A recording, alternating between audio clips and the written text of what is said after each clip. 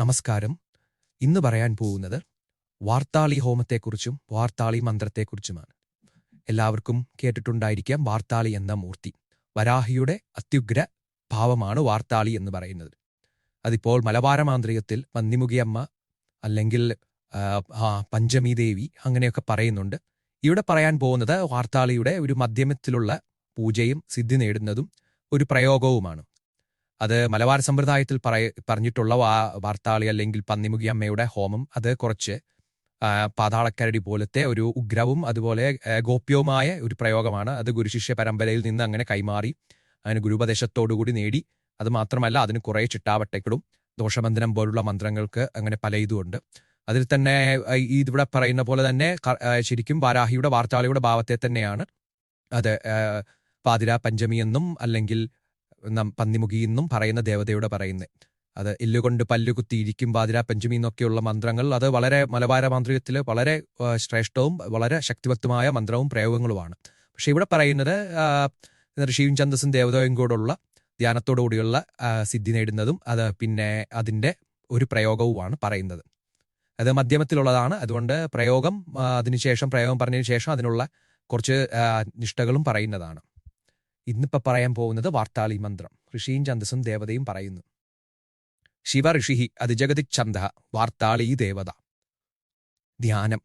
രക്താംബോരുഹ കർണികോ പരിഗതേ ശാവാസനേ സംസ്ഥിതാം ഉണ്ടസ്രക് പരിരാജമാന ഹൃദയാം നീലാശ്മ സദ്രോചിഷം ഹസ്താം പിച്ചരിമുസലം ഹലാഭയവരാൻ സംബപ്രദീം സത്കുജാം വാർത്താളീം അരുണാംബരാം തൃനയനാം വന്ദേ വരാഹാനനാം. ഇങ്ങനെയാണ് ദേവിയുടെ ധ്യാനം.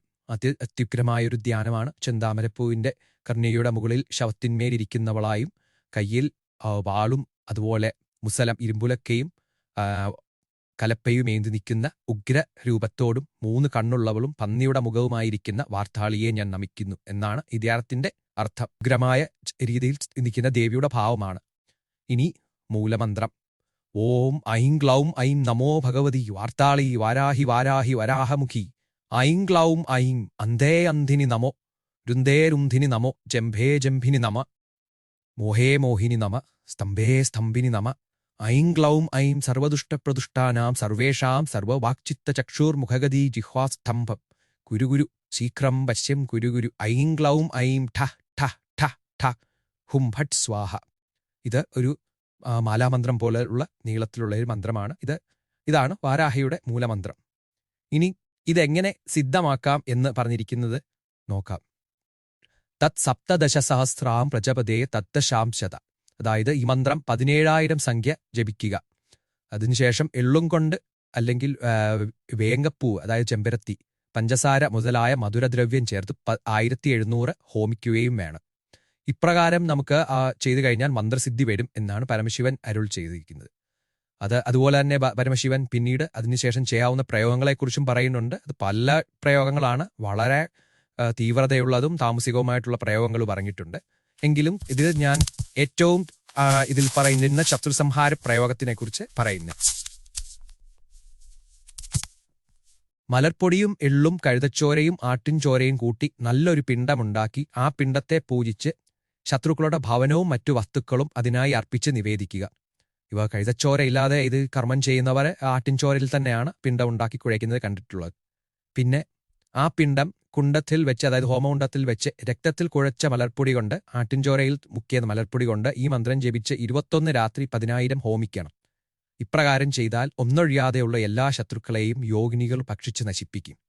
അതായത് ദണ്ഡനാഥ എന്നൊരു പേരും അതുപോലെ സർവ്വസൈന്യാധിപയും കൂടെയാണ് വരാഹി ദേവി. അപ്പോൾ യോഗിനികളാണ് കൂടെയുള്ള ഉപദേവതകൾ. ആ യോഗിനികൾ ശത്രുക്കളെ മുഴുവൻ ഭക്ഷിച്ച് തീർക്കും. അത് ഉഗ്രമായ പ്രയോഗമാണ്. ഒരിക്കലും ഒരു ഗുരുവിൻ്റെ ഉപദേശവും അതുപോലെ ഗുരുവിൻ്റെ ശക്തിയും നോക്കിയിട്ടല്ലാതെ ഈ പ്രയോഗങ്ങളൊന്നും ആരും ചെയ്യില്ല. ചെയ്തു കഴിഞ്ഞാൽ 16 ദിവസത്തെ പ്രായശ്ചിത്ത കർമ്മങ്ങളുണ്ട്. പല തീർത്ഥങ്ങളിൽ പോയി മുങ്ങി കുളിക്കുകയും അന്നദാനം നടത്തുകയും ഭിക്ഷ യാചിച്ചിരിക്കുകയും അങ്ങനെ പല ഇതും കർമ്മികൾ ചെയ്യേണ്ടതായിട്ടും നിബന്ധനകളുണ്ട്. അതുകൊണ്ട് വാർത്താളി ഹോമം അത് ഒരു ഉഗ്ര പ്രയോഗമാണ്. അത് എല്ലാവർക്കും തന്നെ മാന്ത്രിക ഇതിലുള്ള പാരമ്പര്യമുള്ളവർക്ക് അറിയാവുന്നതാണ്. നിങ്ങളുടെ അറിവിലേക്കായി പറയുന്നു. ഇനിയും ദോഷബന്ധനം ചെയ്തതിനു ശേഷം പന്നിമുഖിയുടെയും പാതിര പഞ്ചമിയുടെയും മന്ത്രങ്ങൾ പ്രസിദ്ധീകരിക്കുന്നതാണ്. നമസ്കാരം.